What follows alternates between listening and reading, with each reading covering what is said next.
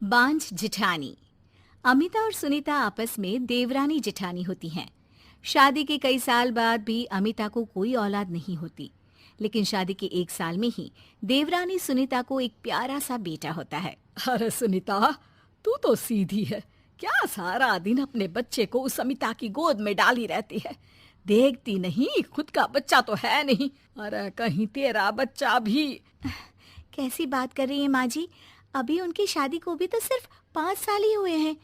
कई लोगों को तो 10-10 साल बाद भी बच्चे होते हैं।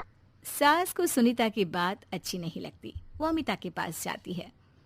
देख अमिता, घर का काम करा कर। सुनीता का एक तो छोटा बच्चा, वो बेचारी घर को चिराग भी दे और सारा दिन किचन में खटती रहे, और ऊपर से तू आराम करे। दीदी, खाने में क्या बनाना है दोपहर को? मैं किचन में जा रही हूँ। अरे नहीं नहीं, मैं हूं ना, मैं खाना बना लूंगी। अरे खाना आप बनाएंगी तो मुन्ने को कौन पकड़ेगा? अरे तू पकड़ेगी, मैं पकड़ूंगी। भाई माँ ही तो मुन्ने को पकड़ती है। तू काम करे और ये मुन्ने के नाम पर आराम। अरे नहीं नहीं माँ जी, मैं माँ हूँ माना, लेकिन अमिता दीदी का प्यार भी कम नहीं है। सारा दिन भी नहीं खिलाएंगी तो रात को नींद नहीं आएंगी इन्हें। अरे तो दूसरे की औलाद तो दूसरे की होती है ना। ला अमिता, मुन्ने को मुझे दे दे।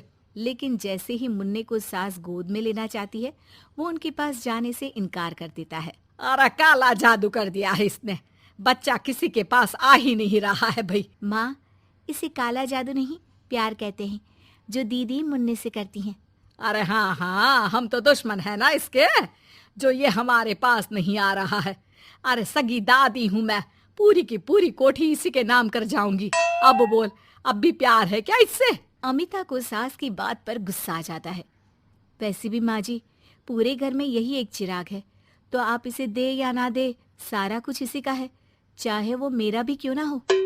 हाँ हाँ, अभी तो बड़ी जबान चल रही है, लेकिन जब घर पूरा इसके नाम होगा ना, तब पता चलेगा। अमिता और सुनीता दोनों ही मिलजुल कर रहती थी, इसलिए सास की बात का दोनों को ही बुरा ना लगता। मिलजुल कर काम करती और हंस खेल कर रहती। अरे बेटी, तेरी दोनों भाभियों ने तो मुझे साइड कर रखा है। अरे दोनों में इतनी पड़ती है कि मुझे तो डर लग रहा है, कहीं एक दिन ये दोनों मेरी बात मानने से इनकार ही ना कर दे। अरे तो खेल खेलो और दोनों को अलग कर दो, इस पे कौन सा गणित लगाना है माँ? हाँ हाँ, ये तो है, चल देख लेती हूँ मैं। अगले दिन सास धीरे से एक लाल पेन लेकर मुन्ने के बदन में लगा देती है और लोगों को बुलाकर हंगामा करती है। अरे देखो देखो, ये क्या हो रहा है मुन्ने के शरीर में? अरे ये क्या हो गया मेरे बेटे को? मैं अभी इसे लेकर डॉक्टर के पास जा रही हूँ।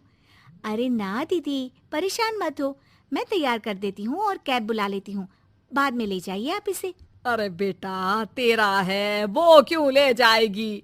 वैसे भी ये डॉक्टर का नहीं, तांत्रिक का मसला है। किसी ने मुन्ने पर जादू करने की कोशिश की है, जिससे वो मुन्ने को मार ले।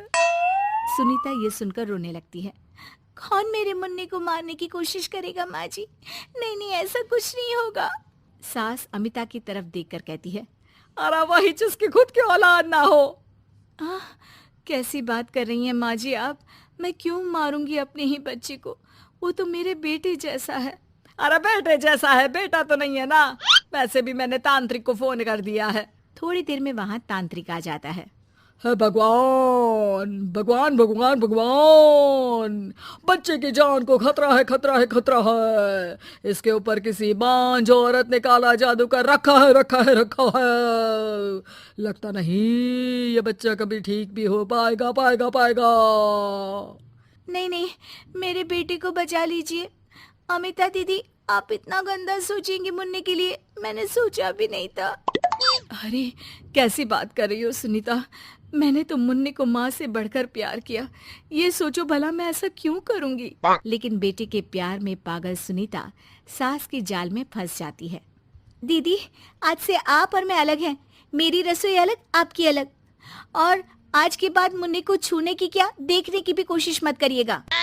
अमिता सुनीता को समझाने की कोशिश करती है, पर कुछ नहीं होता। अगले रोज।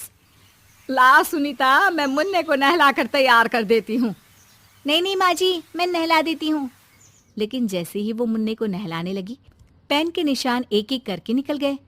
अरे माँ जी, ये तो किसी ने पेन से निशान बनाए थे। देखिए, जैसे ही मैंने मुन्ने को नहलाया सारे निकल गए।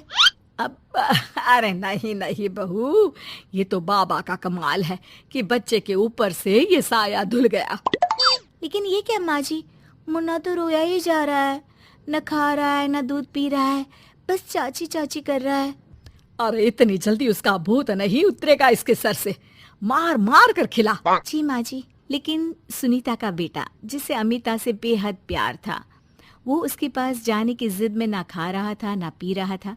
उसकी हालत बिगड़ती ही जा रही थी। हार कर एक दिन, माँ दीदी दिखाई नहीं दे रही है, क्या वो मायके चली गई है क्या? अरे क्या पता कहाँ गई, रुक बड़कू से पूछती हूँ। ए अमिता कहाँ है? माँ जल्दी पता करिए ना, दीदी कहाँ है? मुन्ने की हालत दीदी के लिए खराब होती जा रही है। सुनीता मुन्ने को लेकर नीचे अमिता के पास जाती है। अमिता बिस्तर पर पड़ी होती है। वो कमजोर सी दिखती है। बड़ी आराम से सो रही हैं आप, यहाँ मुन्ने की तबीयत खराब हो रही है। वो जैसे ही अमिता को छूती है, अरे दीदी ये क्या हो गया? आपकी तबीयत तो काफी खराब है।